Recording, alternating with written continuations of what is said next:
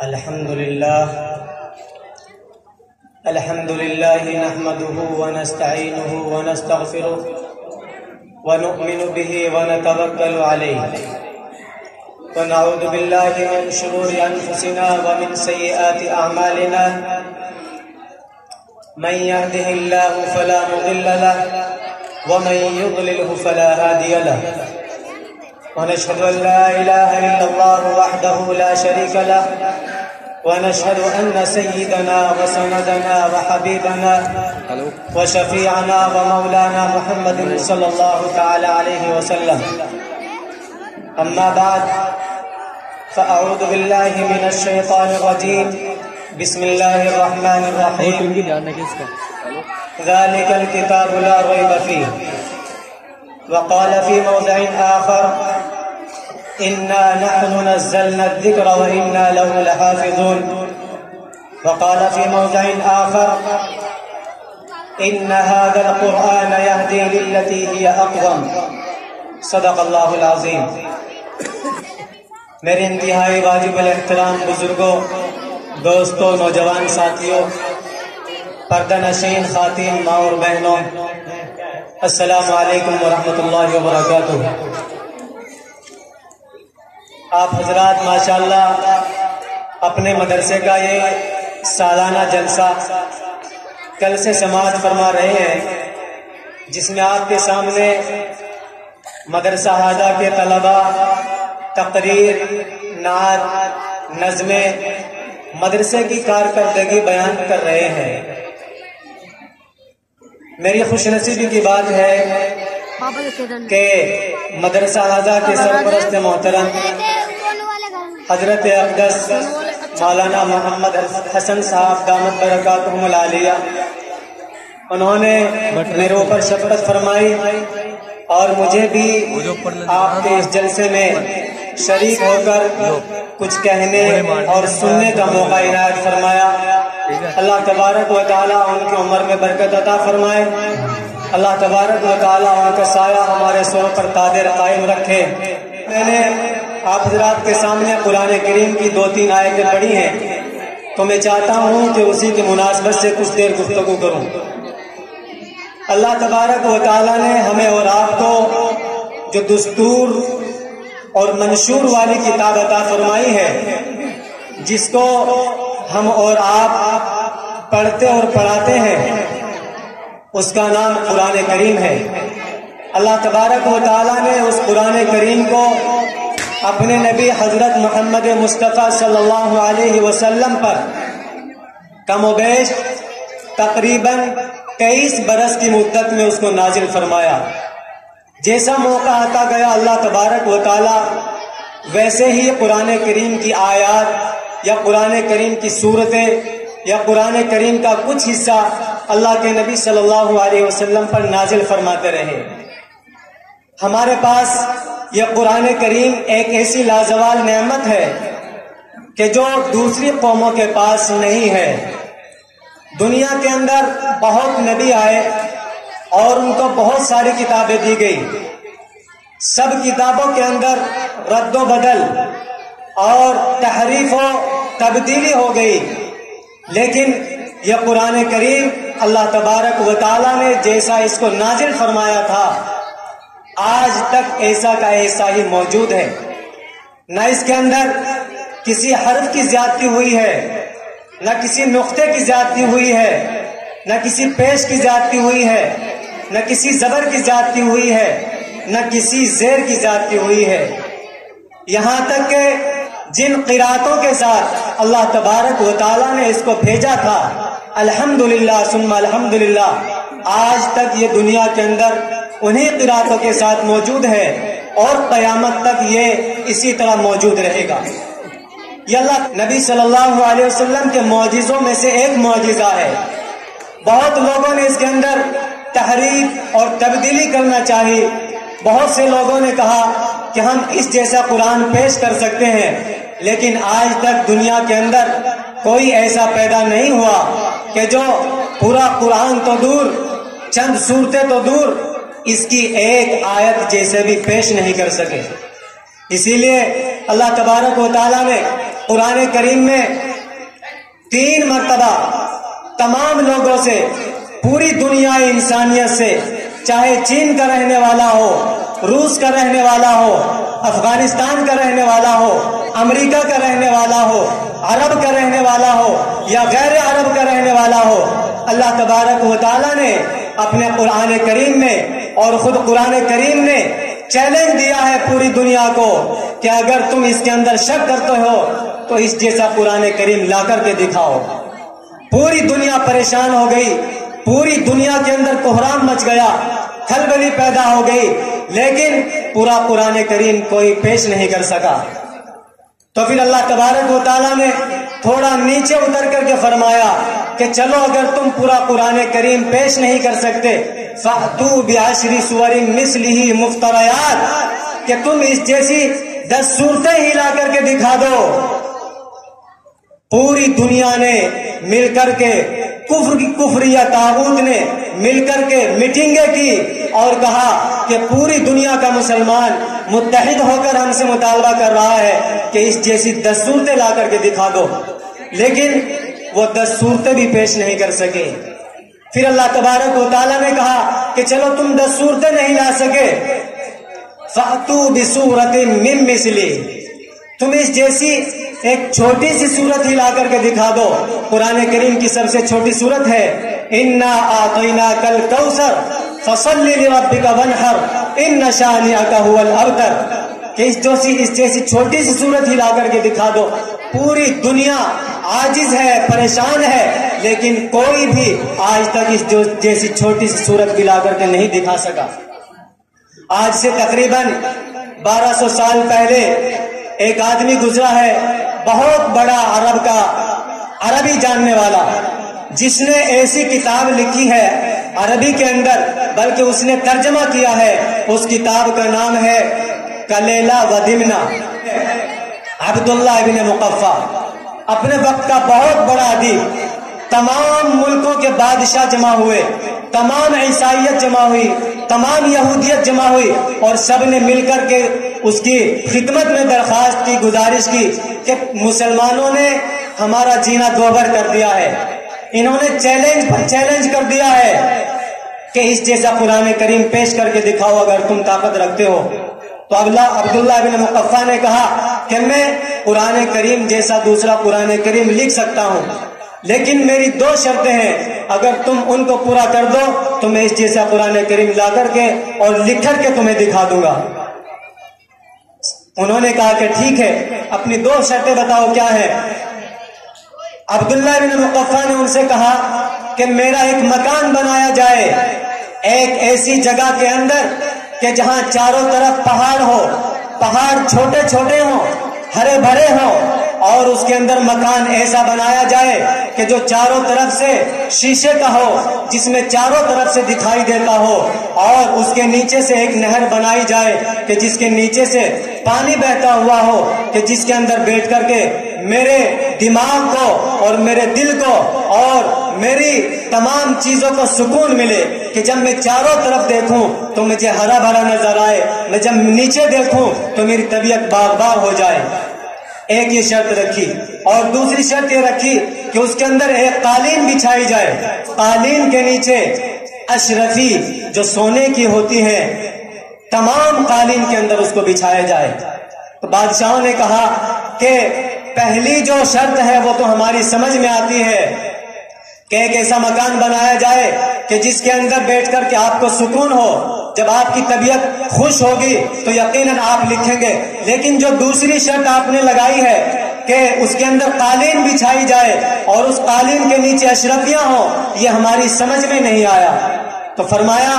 کہ میں اس وجہ سے کہہ رہا ہوں کہ جب مجھے کسی چیز کی ضرورت پڑے، جب مجھے پیسوں کی ضرورت پڑے تو مجھے کسی سے کہنا نہ پڑے، مجھے ادھر ادھر دیکھنا نہ پڑے، بلکہ میں اس کے نیچے ہاتھ ڈالوں اور جتنی ضرورت ہو اپنی ضروریات کے مطابق وہاں سے اٹھاؤں اور اٹھا کر کے اپنی ضروریات پورا کروں۔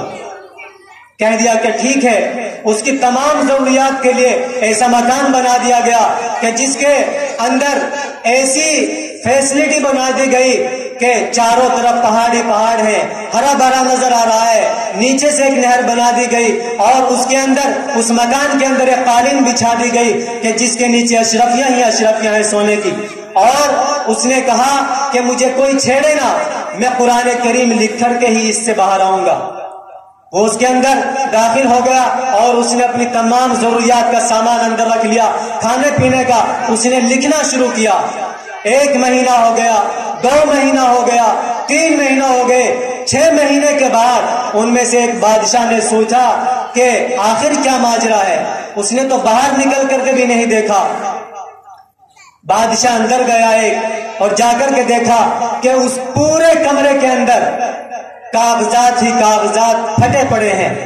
جا کر کے دیکھا کہ وہ لکھتا ہے اور پھاڑ دیتا ہے، لکھتا ہے پھاڑ کر کے ڈال دیتا ہے، لکھتا ہے پھاڑ کر کے ڈال دیتا ہے۔ بادشاہ نے جا کر کے کہا کہ عبداللہ بن مقفع، اس نے نہیں سنا۔ دوسری مرتبہ اس نے آواز دی، جیسے ہی اس نے آواز دی تو فوراً چونک کر کے دیکھا کہ کون آیا ہے، تو دیکھا کہ بادشاہ سلامت آئے ہیں، تو فوراً ادب اور احترام کی وجہ سے کھڑا ہو گیا اور کھڑا ہو کر کے کہا کہ اچھا بادشاہ سلامت آپ آئے ہیں۔ فرمایا کہ یہ کیا کر رہے ہو، یہ کیا کر رہے ہو، کیا تم نے اب تک پورا قرآن کریم نہیں لکھا؟ فرمایا کہ پورا قرآن کریم تو دور کی بات ہے، جو قرآن کریم کی سب سے پہلی سورت ہے الحمدللہ رب العالمین، اس کا جو سب سے پہلا جملہ ہے الحمد، اس کے اندر جو 4-5 حروف ہے، الف ہے، لام ہے، ہا ہے، میم ہے اور دال ہے، میں اس پر غور کر رہا ہوں کہ اس کے اندر جتنے معنی اور مفاہیم ہے، جو اس کی تشریح کے اندر جو وہ لفظ ایسا لفظ ہے کہ جو اس نے اپنے اندر اتنے معنی کو لیا ہوا ہے کہ میں آج تک اس کے اندر غور کر رہا ہوں کہ جب میں شروعات کر رہا ہوں تو مجھے اس کے لیے کوئی لفظ نہیں مل رہا ہے کہ جو اس کے مقابلے میں لکھ سکوں، تو میں پورا قرآن کریم کیسے لکھ سکتا ہوں؟ تو بادشاہ نے اس کو لات ماری اور لات مار کر کے کہا کہ تو نے ہمارا اتنا پیسہ برباد کر دیا، تو نے ہمارے اتنے دن برباد کر دیے، اور مسلمانوں میں تو نے ہماری ناک کٹوا دی۔ تو میرے محترم بزرگوں اور دوستوں، اللہ تبارک و تعالیٰ نے ہمیں اور آپ کو ایسا قرآن کریم دیا ہے کہ جس کا مثل اور جس جیسا آج تک پوری دنیا کے اندر کوئی پیش نہیں کر سکی، لیکن آج ہم اس قرآن کریم کو بھلا کر، اس قرآن کریم کو پسے پشت ڈال کر، اس قرآن کریم کو الماریوں کی زینت بنا کر اور طاقوں میں سجا کر گھروں کے اندر، الماریوں کے اندر سجایا ہوا ہے، لیکن اس کو پڑھنا گوارا نہیں کرتے، اس کے اوپر عمل کرنا تو دور کی بات۔ یہی وجہ ہے کہ آج پوری دنیا کے اندر مسلمان مارا پھر رہا ہے، جہاں دیکھ لیجئے جس کی پٹائی ہو رہی ہو تو آپ آنکھ بند کر کے کہہ سکتے ہیں کہ یہ پٹنے والا شخص مسلمان ہے۔ یہ تمام حالات ہمارے اوپر کسی اور کی وجہ سے نہیں بلکہ اپنی بدعمالیوں کی وجہ سے، قرآن کریم کو چھوڑنے کی وجہ سے، قرآن کریم پر عمل نہ کرنے کی وجہ سے آئے ہیں، ورنہ قرآن کریم یہ تو اللہ تبارک و تعالیٰ کی طرف سے ایک انقلابی کتاب ہے۔ اس قرآن کریم نے آ کر کے پوری دنیا کے اندر انقلاب برپا کر دیا تھا۔ ذرا آپ تاریخ اٹھا کر کے دیکھیں کہ جب قرآن کریم اس دنیا کے اندر آیا نہیں تھا تو عرب کے لوگوں کی کیا حالت تھی، ان کو کوئی پوری دنیا کے اندر جانتا نہیں تھا، کوئی ان کو مانتا نہیں تھا،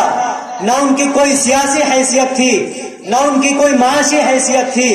پوری دنیا کے اندر ان کو ذلیل اور خوار سمجھتا تھا، لیکن اللہ تبارک و تعالیٰ نے جب ان کے اندر قرآن کریم کو نازل کیا، قرآن کریم کو ان کے درمیان بھیجا اور ان لوگوں نے قرآن کریم کو اپنایا اور قرآن کریم کو اپنا دستور العمل بنایا اور قرآن کریم کو اپنا منشور بنایا، تو پھر اللہ تبارک و تعالیٰ نے ان کی زندگیوں کے کیسے بدلا کہ جو ابو قحافہ کا بیٹا تھا، اللہ تبارک و تعالیٰ نے اسے ابو بکر بنا کر کے کھڑا کر دیا۔ قرآن کریم کے دامن میں آنے سے پہلے خطاب کا بیٹا عمر تھا، قرآن کریم کے دامن میں آیا تو عمر فاروق بن کر کے کھڑا ہو گیا۔ قرآن کریم کے دامن میں آنے سے پہلے عثمان ابن عفان تھا، قرآن کریم کے دامن میں آیا تو غنی اور ذی-النورین بن گیا۔ قرآن کریم کے دامن میں آنے سے پہلے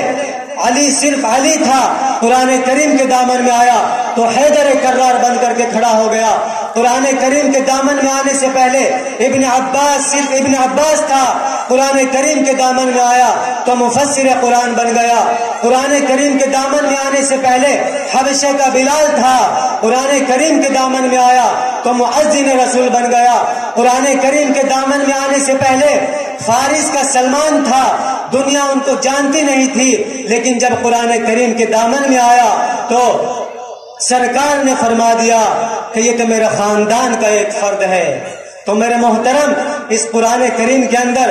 وہ قوت ہے، وہ طاقت ہے کہ جو لوگ اس قرآن کریم کو اپناتے ہیں، جو لوگ اس قرآن کریم کو اپنا دستور بناتے ہیں، جو لوگ اس قرآن کریم کو اپنا منشور بناتے ہیں، جو لوگ اس قرآن کریم کو اپنا آئیڈیل اور نمونہ بناتے ہیں، جو لوگ قرآن کریم کو اپنا کر کے اس پر عمل کرتے ہیں، تو اللہ تبارک و تعالیٰ پھر ان کو پوری دنیا کے اندر سرخ روی عطا فرماتا ہے، اور جو قرآن کریم کو نہیں مانتے تو اللہ تبارک و تعالیٰ ان کو پوری دنیا کے اندر ذلیل اور رسوا کرتا ہے۔ ان کو جانوروں سے بھی بدتر اللہ تبارک و تعالیٰ نے ان لوگوں کی مثال دی ہے۔ آج ہمارے پاس یہ اللہ تبارک و تعالیٰ کا قرآن ہے، اور یہ مدارس اس قرآن کریم کی حفاظت کے لیے اللہ تبارک و تعالیٰ نے بہت اچھا ذریعہ بنائے ہیں۔ اللہ تبارک و تعالیٰ نے اسی لیے قرآن میں فرمایا اِنَّا نَحْنُ نَزَّلْنَا الذِّكْرَ وَإِنَّا لَهُ لَحَافِظُونَ، کہ قرآن کریم کو ہم نے نازل کیا ہے اور ہم ہی اس کی حفاظت کریں گے۔ تو اللہ نے یہ تمام مدارس پوری دنیا کے اندر، چاہے وہ مکاتب کی شکل میں ہو، چاہے وہ بڑے مدارس کی شکل میں ہو، ان تمام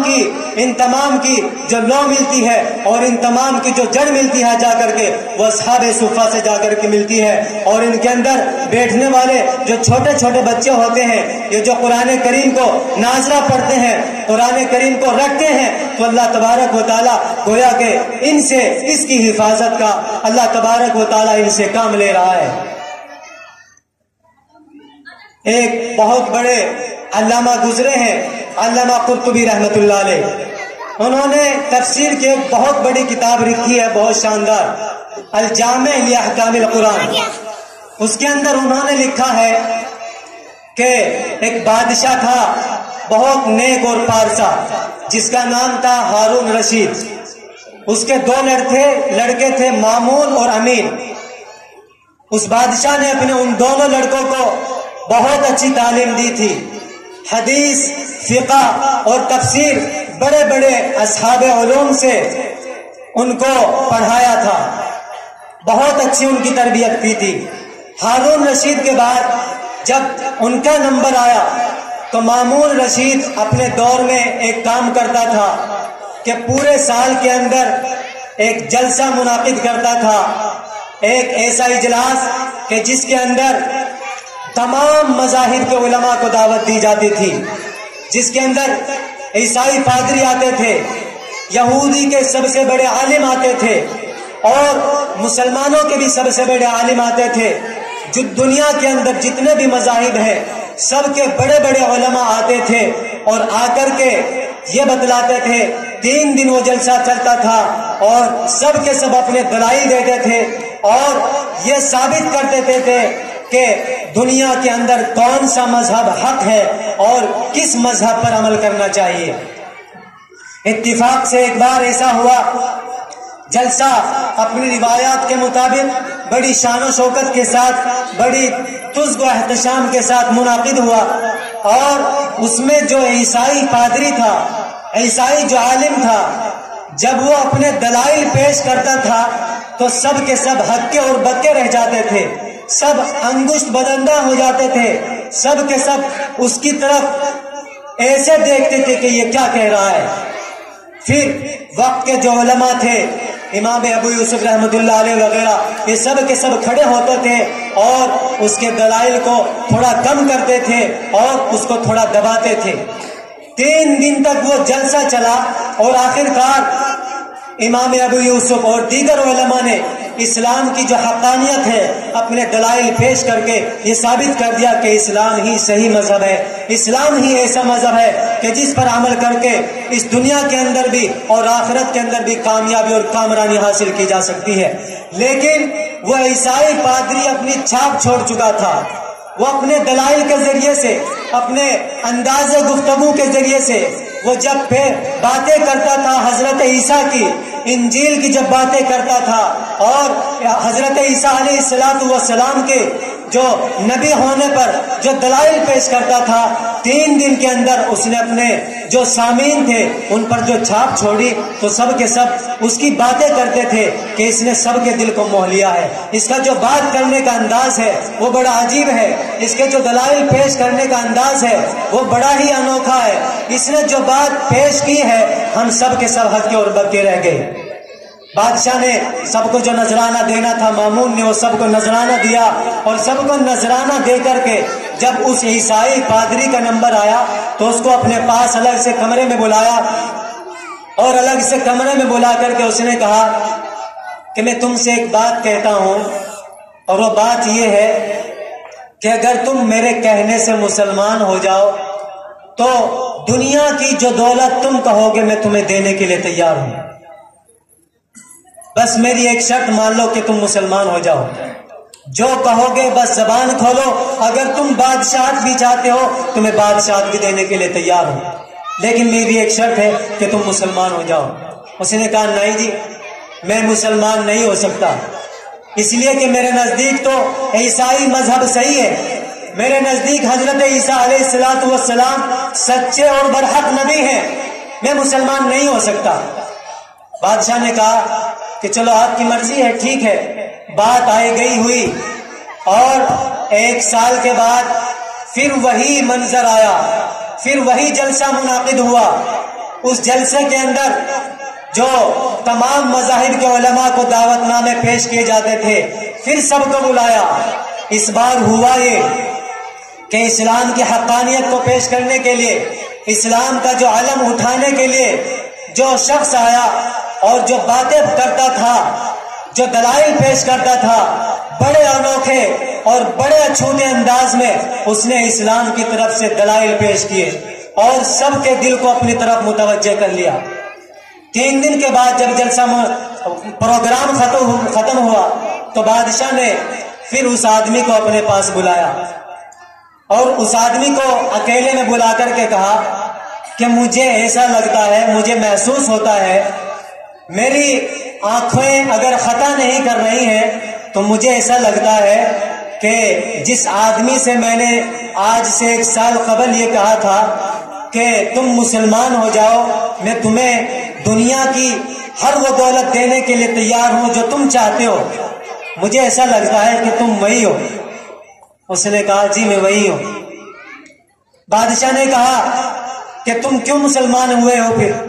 کیا کسی نے مجھ سے زیادہ دولت دی ہے آپ کو؟ تو اس نے جو جواب دیا واقعی وہ سننے کے قابل ہے۔ فرمایا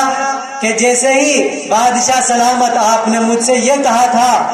کہ اسلام قبول کر لو اور جو دولت تمہیں چاہیے وہ میں دینے کے لیے تیار ہوں، یہاں تک کہ اگر تم بادشاہت چاہتے ہو تو میں بادشاہت بھی دینے کے لیے تیار ہوں، تو اسی وقت سے میرے دل میں ایک کھٹکا پیدا ہوا تھا اور میں نے سوچا تھا کہ میں آج سے یہ دیکھوں گا اور ریسرچ کروں گا اور اس بات کی تحقیق کروں گا کہ کون سا مذہب صحیح ہے۔ تو میں نے سوچا کہ عیسائی بھی کہتے ہیں کہ انجیل صحیح ہے اور حضرت عیسیٰ علیہ السلام سچے اور برحق نبی ہیں اور وہی آخری نبی ہیں، ان کے بعد کوئی نبی نہیں آ سکتا۔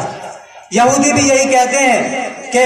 تورات سچی اور اچھی اور ایسی کتاب ہے کہ جو اس کے علاوہ کوئی کتاب دنیا میں نہیں ہو سکتی کہ جس پر عمل کر کے آخرت کی کامیابی اور کامرانی حاصل کی جا سکتی ہے۔ مسلمان بھی کہتے ہیں کہ قرآن کریم سے بہتر کوئی کتاب نہیں ہے، قرآن کریم پر عمل کر کے ہی دنیا کے اندر بھی اور آخرت کے اندر بھی کامیابی حاصل کی جا سکتی ہے۔ تو سب کہتے ہیں تو ذرا تحقیق کی جائے کون سا مذہب صحیح ہے۔ تو میں نے یہ کیا کہ میں ایک اچھا کاتب بھی ہوں، میں نے 3 صفحے انجیل کے سونے کے پانی سے لکھے اور میں نے اس کے اندر جتنی تبدیلی ہو سکتی تھی وہاں کا لفظ اٹھایا یہاں رکھا، یہاں کی ایک لائن اٹھائی وہاں رکھی، اس کے اندر سینکڑوں جگہ تبدیلی کی 3 صفحات کے اندر، اور تبدیلی کر کے میں اس وقت کے جو سب سے بڑے پادری تھے ان کے پاس پہنچا اور جا کر کے کہا کہ میں نے یہ انجیل کا تھوڑا سا نسخہ لکھا ہے، اگر آپ اجازت دیں گے تو میں پوری انجیل لکھ کر کے آپ کے پاس لے آؤں گا، یہ میں نے سونے کے پانی سے لکھا ہے، اگر آپ اس کو قبول فرما لیں گے تو میری آخرت میں نجات ہو سکتی ہے۔ تو اس نے پڑھ کر کے دیکھا اور اپنے سر سے لگایا اور اپنی آنکھوں سے لگایا اور مجھے اپنے گلے سے لگایا اور کہا کہ جزاک اللہ، آپ نے بہت اچھا کام کیا، اور اس کو اٹھا کر کے لپیٹ کر کے تاک میں رکھ دیا۔ میں وہاں سے واپس آیا، واپس آ کر کے میں نے تورات کے اسی طرح 3 صفحے لکھے سونے کے پانی سے، اس کے ساتھ بھی یہی حال کیا، جتنی رد و بدل ہو سکتی تھی وہ تمام اس کے اندر کی، اور اس کو لے کر کے میں اس وقت کے یہودی جو سب سے بڑے عالم تھے ان کے پاس گیا، اور جا کر کے پھر میں نے کہا کہ میں نے سونے کے پانی سے یہ لکھا ہے، اگر آپ اس کو قبول کر لیں گے تو مجھے بڑی خوشی ہوگی اور آخرت میں ہو سکتا ہے یہ میری نجات کا ذریعہ بن جائے۔ تو اس نے بھی لے کر کے اپنے سر سے لگایا، اپنی آنکھوں سے اس کو چوما اور چوم کر کے اس کو کہا کہ جزاک اللہ، آپ نے بہت اچھا کام کیا ہے، اللہ تبارک و تعالیٰ اس کی برکت سے آپ کو آخرت میں بہت درجات عطا فرمائیں گے۔ اس نے بھی اٹھا کر کے اس کو لپیٹ کر کے رکھ دیا۔ پھر میں نے قرآن کریم کے چند صفحات سونے کے پانی سے لکھے، اس کے اندر بھی میں نے تبدیلی کی،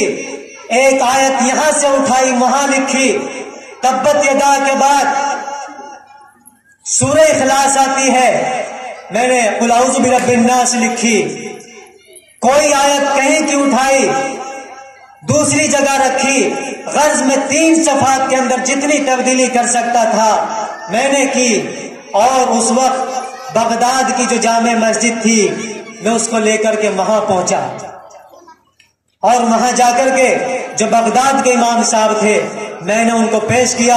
کہ حضرت میں نے یہ قرآن کریم کا تھوڑا سا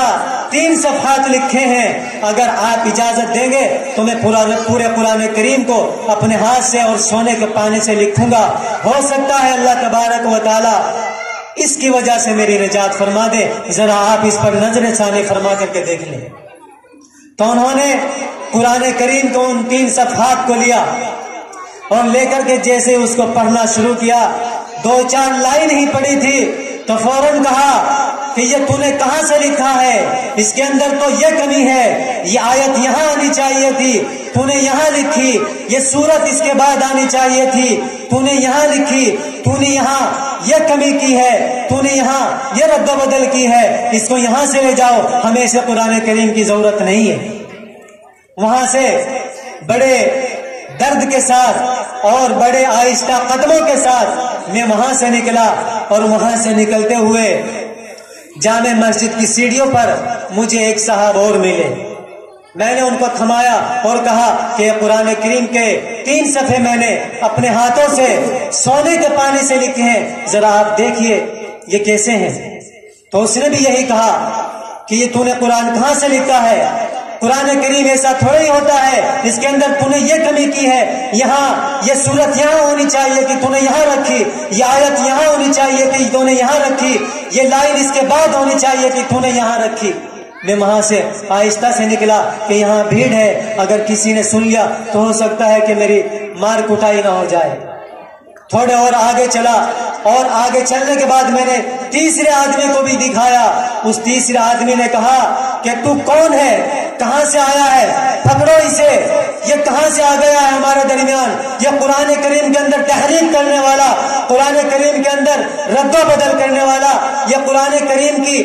کے ساتھ کھلواڑ کرنے والا، یہ کہاں سے آ گیا ہے، یہ مسلمان تو نہیں ہو سکتا، پکڑو اس کو، کون ہے۔ فرماتے ہیں کہ میں اپنی جان بچا کر کے بڑی اس سے وہاں سے نکلا اور اپنی جان بچا کر کے آ گیا. اور میں نے سوچا کہ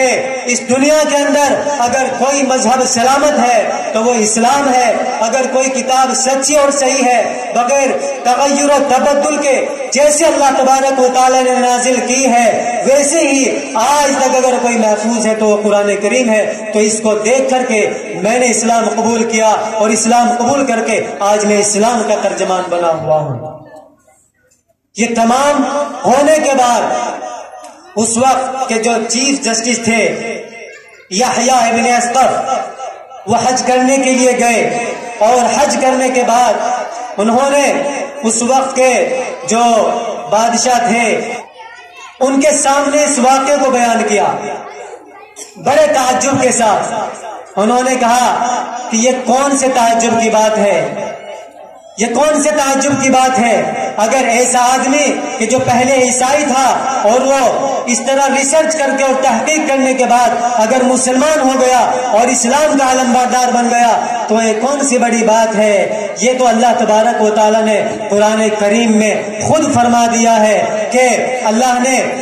جو جتنی کتابیں نازل فرمائی ہیں ان کو نازل کرنے کے بعد اللہ نے فرما دیا ہے کہ میں نے ان کو نازل تو کر دیا ہے لیکن ان کی حفاظت کی ذمہ داری تم سب پر ہے. لیکن اللہ نے قرآن کریم کو نازل فرما کر کے یہ کہہ دیا انا نحن نزلنا الذکر وانا له لحافظون کہ قرآن کریم کو ہم نے نازل کیا ہے اور ہم ہی اس کی حفاظت کریں گے. اور اس کی حفاظت کرنے کے لیے اللہ تبارک و تعالیٰ نے ان چھوٹے چھوٹے طلبہ کو, ان ننھے منھے بچوں کو کہ جن کی عمریں 8 سال سے لے کر کے 12 سال تک 14 سال تک ہوتی ہے, یہ اس کو رکھتے ہیں اور اس کو دن رات رکھ کر کے اس کا حافظ بنتے ہیں اور دن رات رکھ کر کے اس کے ایسے حافظ بنتے ہیں کہ اللہ تبارک و تعالیٰ پھر آگے چل کر کے ان سے دین کا کام لیتا ہے. ہم اور آپ یہ سوچتے ہیں کہ یہ مولوی لوگ ہر سال سالانہ جلسہ کر لیتے ہیں, سفید کپڑے پہن لیتے ہیں, اوپر سے کوئی صدری بھی پہن لیتے ہیں اور اٹھا کر کے پھر چندہ مانگنا شروع کر دیتے ہیں. میرے محترم ان کو حقیر نہ سمجھو. یہ علماء, یہ طلبہ اور یہ مدارس جب تک موجود ہے تو ہمارا ایمان محفوظ ہے. یہ مدارس اور یہ مساجد اور یہ طلبہ اور یہ علماء جب تک محفوظ ہے تو ہمارا ایمان بھی محفوظ ہے. جس دن یہ مدارس ختم ہو جائیں گے تو ہمارے مساجد کی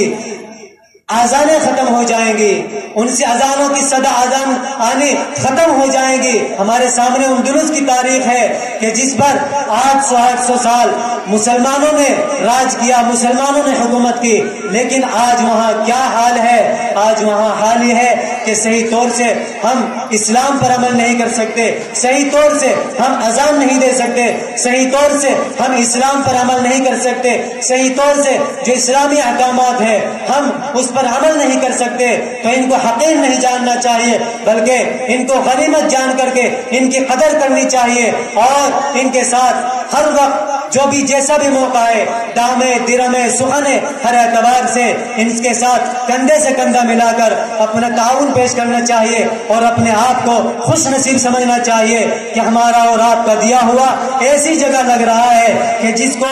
جس پر خرچ ہو کر کے یہ وقت کے علماء, وقت کے حفاظ, وقت کے محدث, وقت کے مفسر اور اپنے وقت کے ایسے علماء بنیں گے جو جا کر کے پوری دنیا کے اندر اسلام کو پھیلائیں گے اور اسلام کی تبلیغ کریں گے. اللہ تبارک و تعالی جو باتیں کہی گئی ہیں ان پر عمل کی توفیق عطا فرمائے اور جو باتیں زبان کی لفظ کی وجہ سے غلط نکل گئی ہو اللہ سے معافی چاہتا ہوں. اللہ تبارک و تعالی ان کو معاف فرمائے. وآخر دعوانا ان الحمد للہ رب العالمین.